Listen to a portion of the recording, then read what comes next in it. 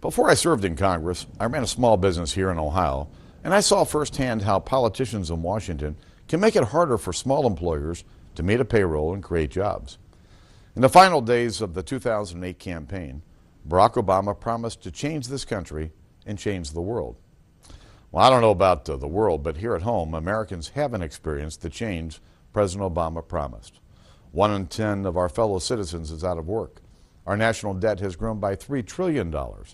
Trust in government has fallen to an all-time low. Now, these problems didn't start under President Obama, but instead of fixing them, his policies have made them worse.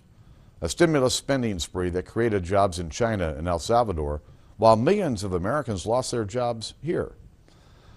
A job-killing national energy tax, a government takeover of health care. All these things have combined to create massive uncertainty for small businesses, the engine of job creation in America, while our children face a future clouded by debt. Americans are demanding a new way forward in Washington, an approach that neither party has tried. It starts with cutting spending instead of increasing it, making government smaller and more accountable, and helping small businesses get back to creating jobs again. That's what Republicans were offering with our Pledge to America, a governing agenda built by listening to the people. A generation of fiscal recklessness in Washington has pushed us to the brink. Just to stay afloat, we're now borrowing 41 cents of every dollar we spend from our kids and grandkids. And this spending spree threatens our children's future. It's also hurting our economy. Americans know that it has to stop, and our Pledge to America puts forth a plan to do just that. We're ready to cut spending to pre-stimulus, pre-bailout levels, saving taxpayers $100 billion almost immediately. And we're ready to put in place strict budget caps that limit spending from here on out to ensure that Washington no longer is on this spending binge.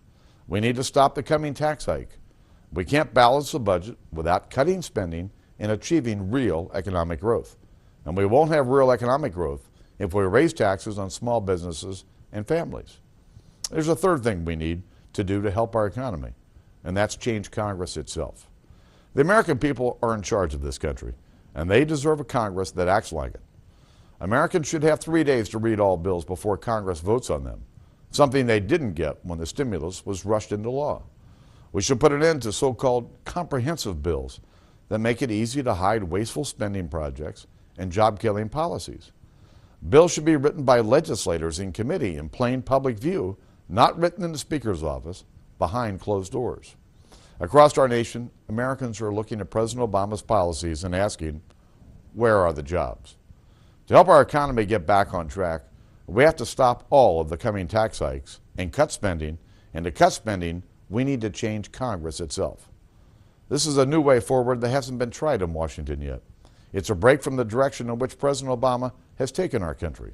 And frankly, it's also a break from the direction in which Republicans were headed when Americans last entrusted us with the reins of government. The American people are in charge, and they deserve nothing less. Together we can do these things, and in doing so, we can begin the drive for a smaller, less costly, and more accountable government that honors our Constitution and respects the will of the American people. These ideas are at the core of our Pledge to America. We've tried it President Obama's way. We've tried it Washington's way. It hasn't worked. It's time to put the people back in charge. Thank you for your time, and may God bless the United States of America.